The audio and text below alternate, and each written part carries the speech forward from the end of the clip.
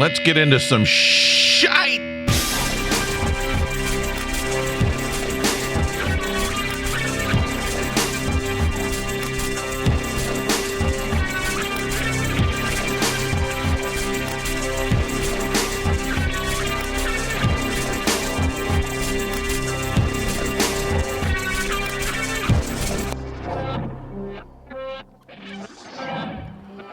Hi, folks. Welcome to the Out of Tune podcast. I don't know why I suddenly just slipped into my radio voice. Hey, everybody. How are you? Today, we're going to be doing the top 20 countdown dedication.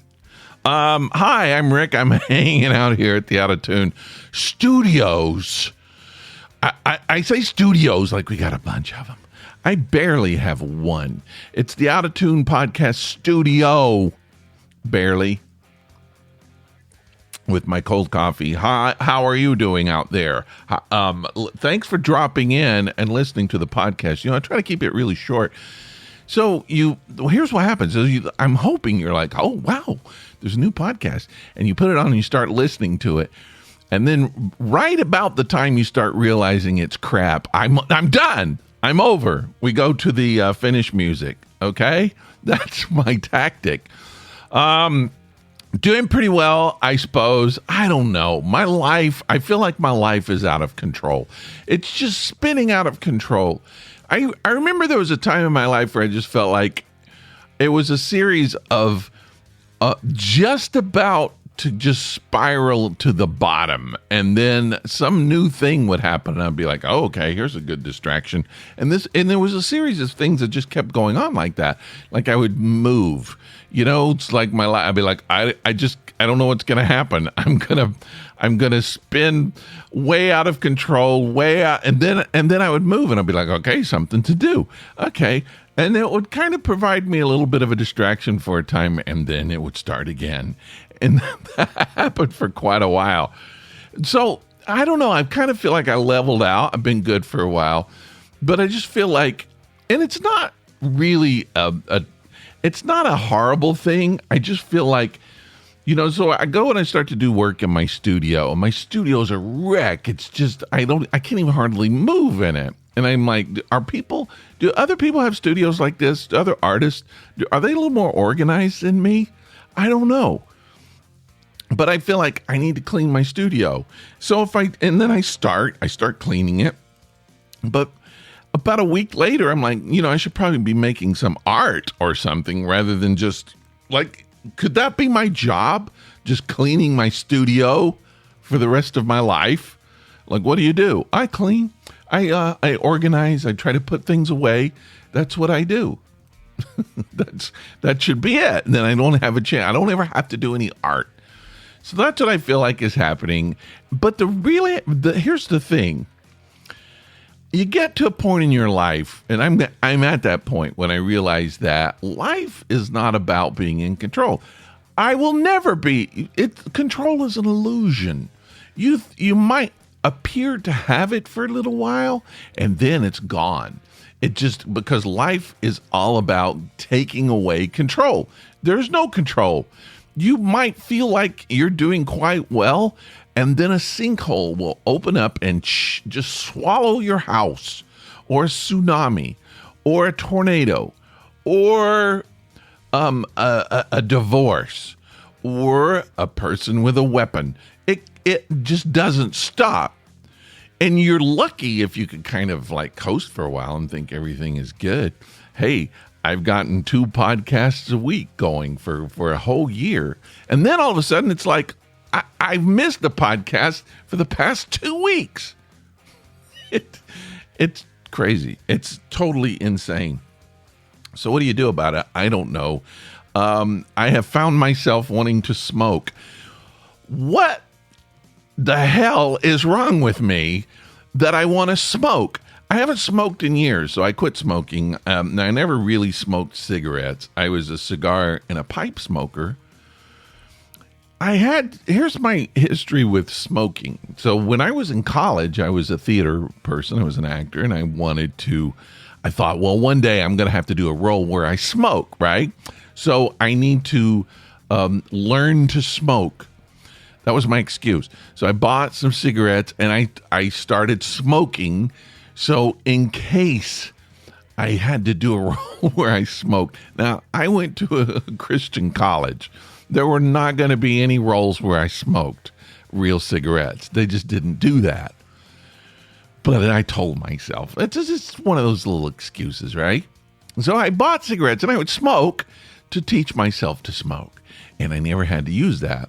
But so smoking, I guess, like a lot of people, runs in my family. My grandmother smoked packs and packs and packs a day, thousands and thousands of packs of cigarettes a day. My dad smoked for a certain time when I was young, and then he quit.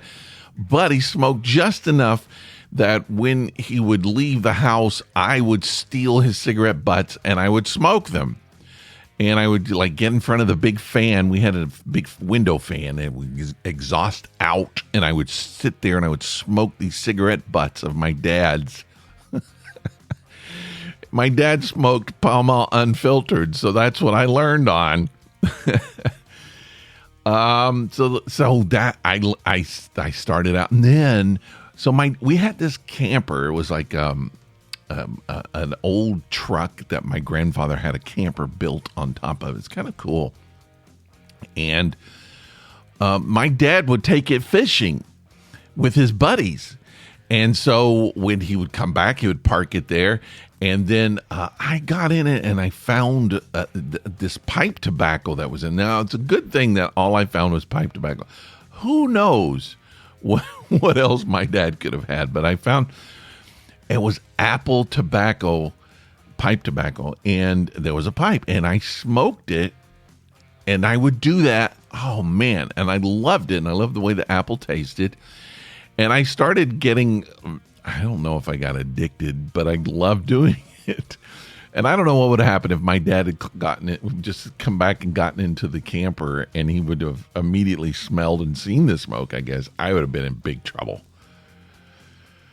So anyway, as I got to, I become an adult and I started buying cigars. And cigars was my thing for a while. I smoked a lot of cigars and occasionally a pipe. And then, I would have to smoke cigarette just in case I did a role where I needed a cigarette. And I never did. And in fact, it wasn't until I was just grown up. I did one play where I was supposed to smoke cigarette. And I did it in rehearsal and it made me sick. And I was like, I can't do this. And the prop person said, how about clove cigarettes? And I said, well, let's try that. And I tried it and it made me sick as well. And they were like, okay, then you just won't smoke. So all of that rehearsing, all that planning for nothing. I never had to smoke on stage. And then I did a play where I played a bartender. And the director was just like, do what you do to be a bartender. And to be this bartender, I had to smoke cigars. And everybody in the play smoked. And I mean, it was really, really very, very cloudy in that theater. But I did smoke cigars then. So that's the only times I've ever smoked on stage, but I smoked a lot then. And I don't know why I want to smoke now, but I do, and I don't need to because I can't breathe. I have breathing issues probably from those cigars. But I just have this craving. And the other day I was out and I passed this guy smoking a cigarette, and I just wanted to French inhale from the dude, and I didn't even know him. Have you ever had that feeling if you're a smoker trying to quit? A lot of, like my wife used to smoke. She's like, oh man, it makes me sick when I smell it. And I know a lot of people say that to me. They're like, I used to smoke and now I can't even stand the smell of it. I love the smell of it. I just, whenever someone's smoking, I just want to stop them and go, can I have that? Do you mind?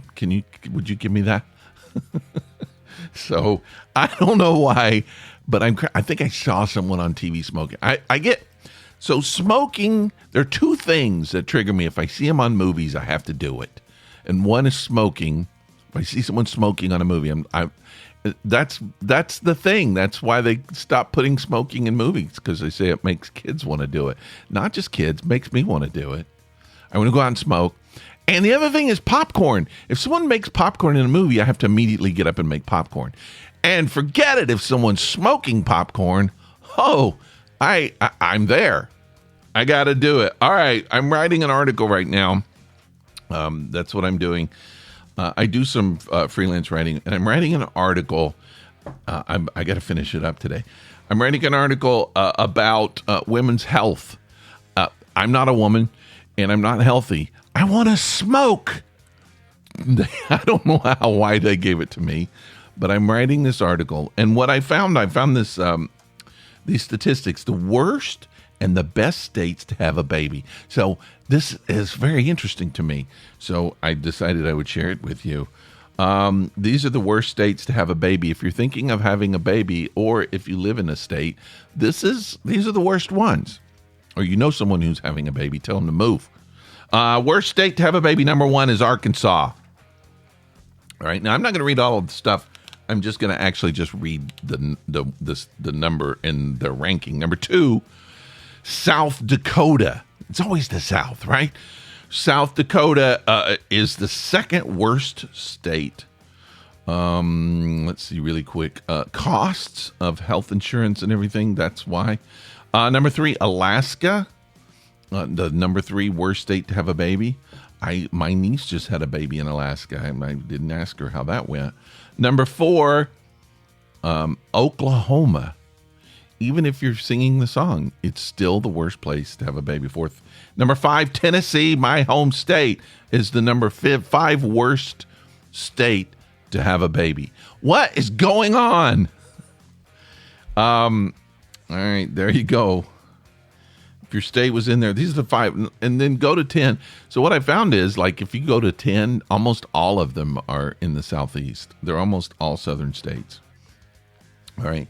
And just to be fair, let's go and have the let's see if I can find it really quick. Here are the 5 best states to have a baby. What do you think? What do you think they are?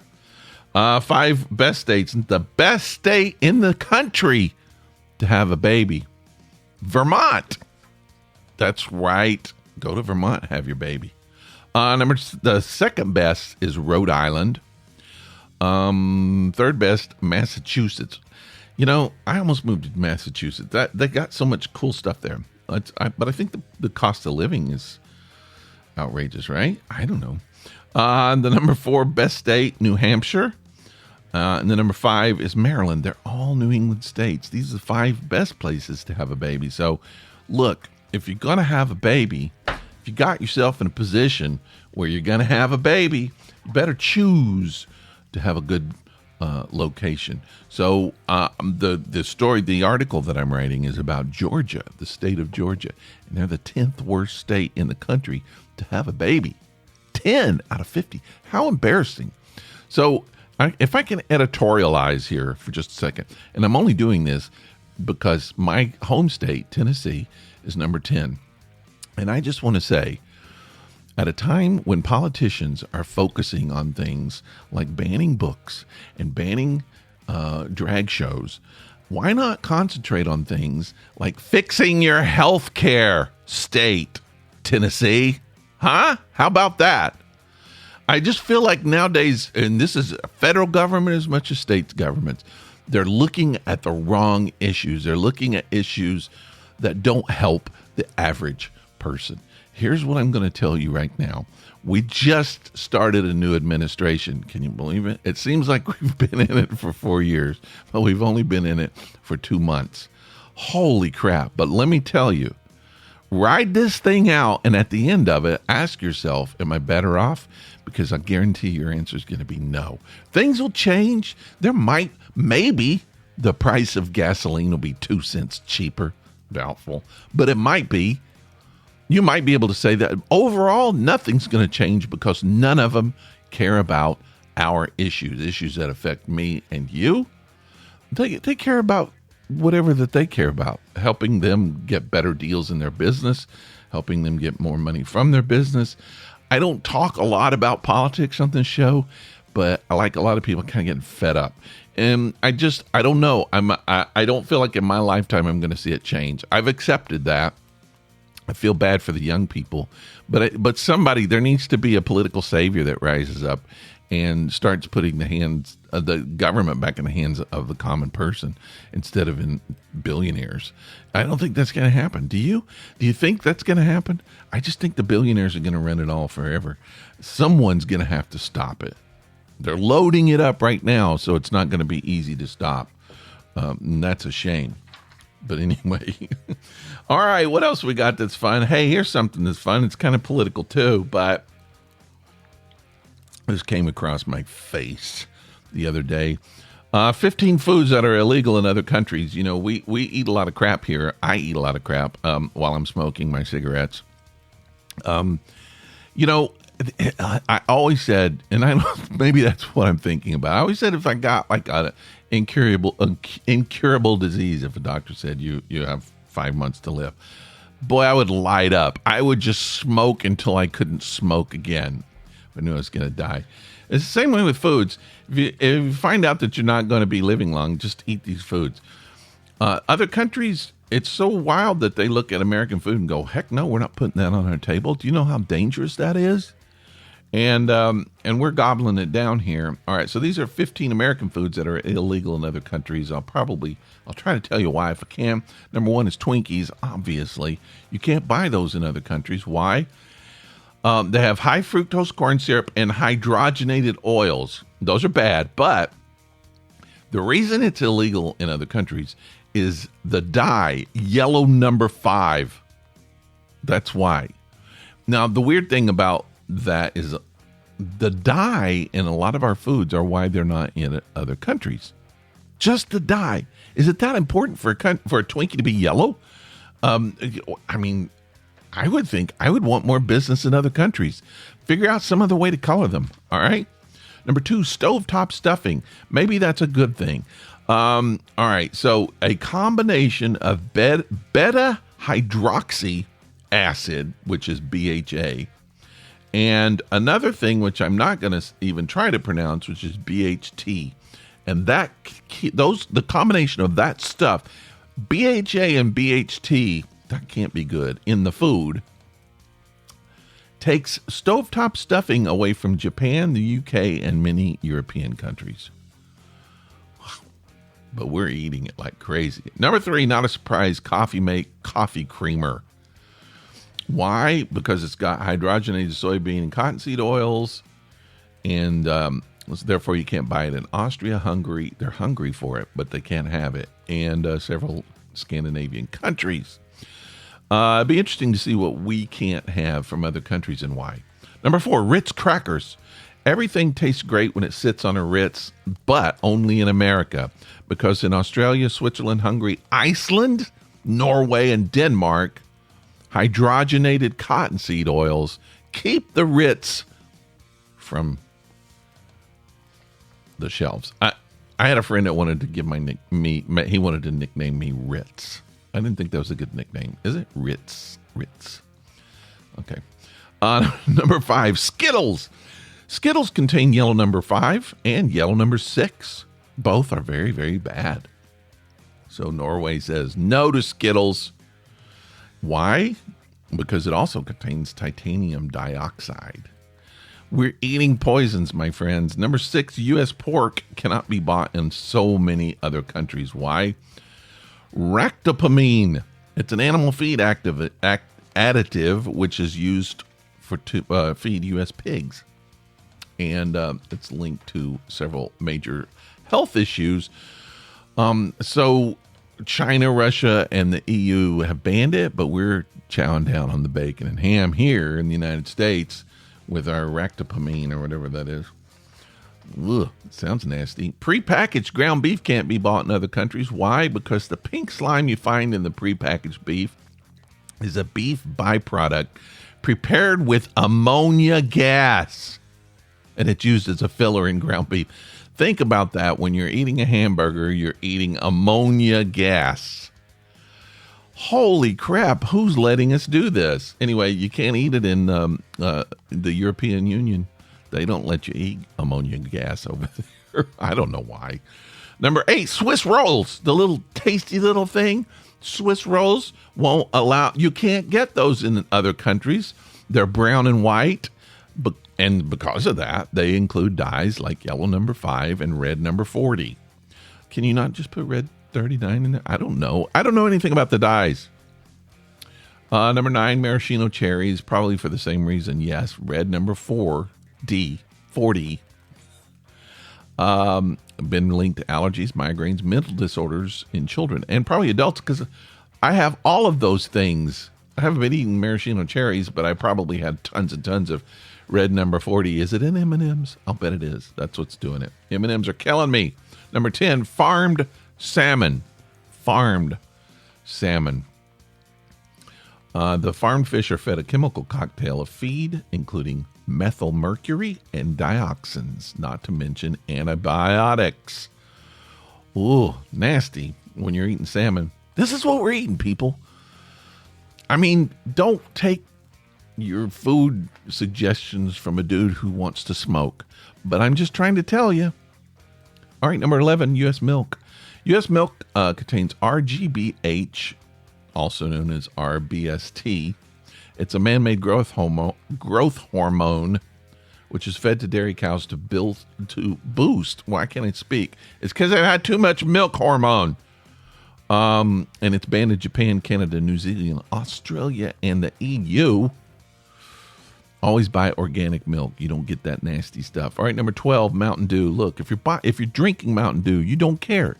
You don't care what's in it. I'm confident.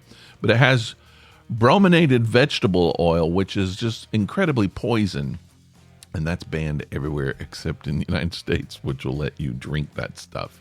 It's like just slurping something out of a battery, I think. All right, number 13 is U.S. chicken. U.S. chicken is banned. You can't eat any U.S. meat in other countries because we put so much crap in it. U.S. chicken is banned in the EU because it's washed with chlorine. Can you not wash the chlorine off of it? I don't know. To protect from foodborne diseases. All right, number 14, Fruit Loops. Probably banned for the same reason that Skittles are, I'm thinking. They have dyes and chemicals in there, and so everybody's like, nope, can't have that here. And number 15, conventional corn, because corn is sprayed with atrazine, which is linked to birth defects, and it's banned in 44 countries, but not here. We love our atrazine. We'll eat it with our ammonia gas and our Twinkies as much as we can. We love it. Put it on the grill, eat it for the 4th of July. Sure, why not? Man, think about stuff before you eat it, friends. It's too late for me. Go on without me. I'm going to be sitting here smoking my cigarettes, and drinking my coffee mate creamer. I'm going to get in trouble for slurping now. I was watching a YouTube video the other day. The artist Philip Guston. If you don't know anything about Philip Guston, look up his stuff. Great artist. I love the fact that he changed styles like 2 or 3 times in his career. So he's like a fantastic abstract artist. And he was like, okay, I did that. I'm going to try something else now.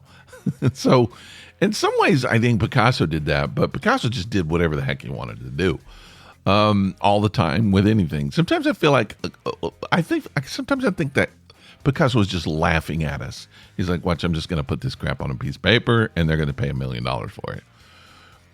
But Philip Guston made some awesome abstracts, and he changed his style a couple of times. But I don't know. I was watching, I wasn't that familiar with him, and I was watching a documentary about him, and something stood out that he said, which I wanted to kind of address here today on the podcast before we say goodbye. I'm not going to say goodbye yet. Philip Guston was talking, and he was talking about painting, and then he said, I get to the point when I'm in my studio, I won't paint until I get to the point where I just feel like it's not me that's here. When I'm painting, I have to feel like it's not me, Philip Guston, who's painting. It's something else. And then he mentioned how Stravinsky said the exact same thing when he wrote The Rite of Spring. He said, I don't feel like I wrote it. Something else deep inside wrote it. And I was maybe there to witness it. And if you're an artist, you can relate. You know what that's about. We've all gotten to that point where we just, when we're done with something and people go, how did you do that? And we go, I don't know. It just kind of did it.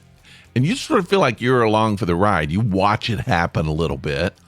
And I can't even count the amount of times it's happened to me. In every art form that I do, when I get to a point where it's just like I can kind of remove myself. I remember when I didn't in any way reach any kind of heights doing stand-up comedy, but I can remember when I was doing stand-up, I would be on stage and would just kind of disappear and just kind of let the thing roll. And then if you're really, really good and you've practiced a lot, the good stuff starts coming out at that time. And that's the way it is with, like, if you're a guitarist, you know, you've played your scales forever. You've played, you know, the Eagles songbook. You've got to the point where you've done all that stuff, and now you can just shut your mind off, and just magic starts coming out. And a really good guitarist and professional musician, especially when they're just jamming, and things start flowing. It's beautiful. It's great to watch. And you could, that's, I don't know, to me, that's a spiritual thing, because you don't know, no one knows where it's coming from. So I'm comfortable calling that spiritual. It's invisible. It's something that's flowing. Who knows where it is? You don't have to say the word God, but there's just something we don't know. So I'll call that spiritual. I love that. I like those moments. So I want to challenge you here, folks, before we say goodbye. This is a spiritual thing. We're not going to talk about traditional spiritual things, but it's what I would call spiritual. Every once in a while, you just like when you're just coasting in life, and you start thinking of yourself a certain way. And I think we all kind of feel that we're just this sort of entity coasting along with our life totally out of control. And every once in a while, we think we can bounce in and get some control and make things work. But that's what we do. We think of ourselves as somebody, this entity, this thing, and there's an illusion with that we feel like we know ourselves real well. We know who we are. We know what we think. We know how we're going to react. We know who we are. And that's bullcrap. It's not true. If you stop and think about it for a few minutes, you know nothing about you. You can't make yourself function. You can't make yourself stop thinking. You know, you feel like you can make yourself think about certain things for a while. But even that's an illusion, I think. And you can't stop thoughts from coming into your head. You can't stop them from coming out. How do we think that we control what we do think if we can't control everything we think? We don't know anything about how our bodies work.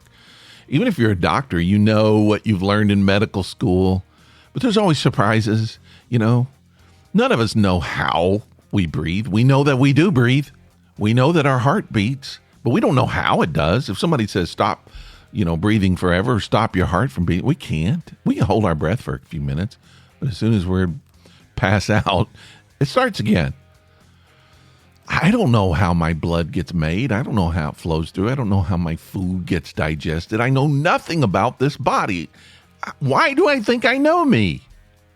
Why do I think I know what this is that I am? Because the reality is I don't. I'm just experiencing it. And so I tell myself that I think I know who I am or what I am to make myself feel better, to make myself feel comfortable, because I don't pull the levers. I don't work the machine. I don't. And it's just always a surprise when that gets revealed to you that you're not the one doing it. All right, well, who is? I don't know, but something is. Think about it. When you were born, you're 2 days old. No one's who's pulling your levers? Who's making it work? You don't know enough to do it. Something's doing it. Something's put it into motion. Your parents aren't anymore. Your mom's not feeding you. Your mom's not digesting your food. Was she ever? She doesn't know how. Who was doing it? So I think there's this point where, and this to me is the spiritual point, where we have to kind of come to a point where we have to be comfortable in saying, I don't know. I don't know how it works. I don't know what I am. I just know that I am. And because of that, I think it's very valuable to come to this point in your life where you can say, I don't know who I am. I'm not this name, I'm not the name I go by. Even just a human being, what does that mean? What does that word? No one knows. Words just break down. Stop using words. Stop using labels. And just let it be. Just be whatever happens. Start seeing yourself as something that life is doing rather than something that you're being or something that you are. You're just a function of life. We do say life forms. We're a form of life. We're life that is taken form, but even the form of life is made up of life. Each little cell in our body is moving. It's doing what it does. It's got a purpose, maybe. Does it? No, I don't know. The purpose is just to be life. I feel like if we have any purpose at all, it's just life experiencing itself, right? Through us. And this little thing that looks like, here's what I was thinking. I was just like, we like to say, I'm Rick, and then over there is like Tom, and there's Melissa sitting over there. And we like to give these names. And then we know their personalities, Stay away from Tina. She's a pain, boy. She'll talk to you forever and keep you from getting your work done. Tina, that's... we have that. We like to put these personalities on people. We like to say, like, boy, John's had a hard life. John, he grew up in a terrible situation, so just treat John well. So we have these labels, we have these stories that we attach to people. We don't do it to just fish. If we go out and catch fish, we don't think about their lives. This is the fish. Now, if we get a goldfish and we have an aquarium, we'll name the goldfish. This is Ron and Rachel. They're a couple, and then we'll start giving them little stories. Ron gets mad every once in a while if you don't feed him. So see, we started attaching these stories to people. We do it to us too, but we believe ours. Theirs, we kind of I don't know. We think it's a little bit of a funny story, but sometimes we believe it. Think about it about our dogs. We give our dogs personalities. But we do it for us and we believe it. We never really stop and think about whether it's true, whether it's not. The reality is it's not. When you look at, every once in a while, I'll just look at trees.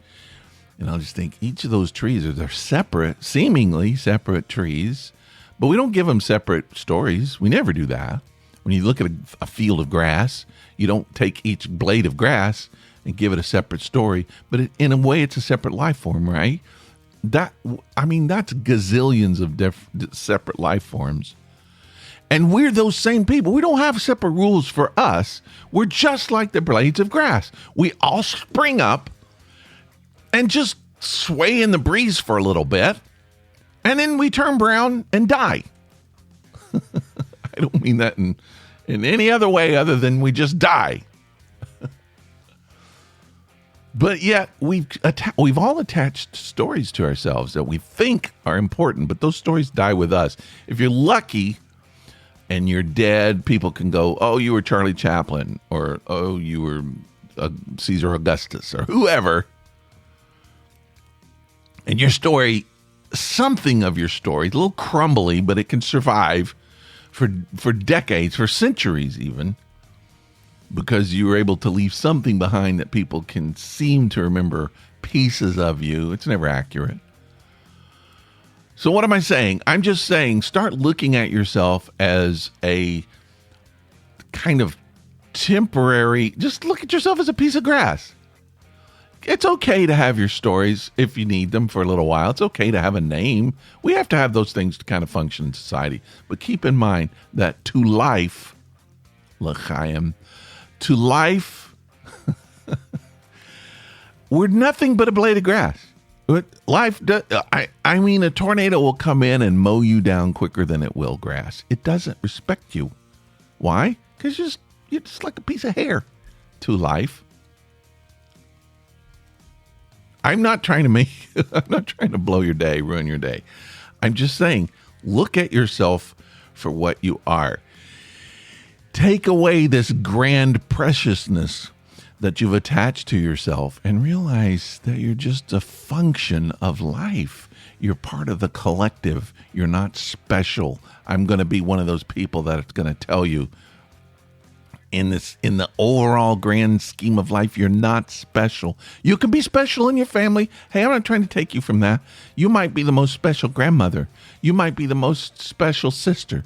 I'm just saying, in the human realm, you might have all of those things. You might have a story, but that's very temporary. It's also an illusion. Look at yourself occasionally from reality and see who you are. And it helps you to kind of put things into perspective. And then you can lay back in a chair and light up a cigarette. That's right. I'm not telling you not to. I'm just saying you can. All right. Hey, I'll see you next week.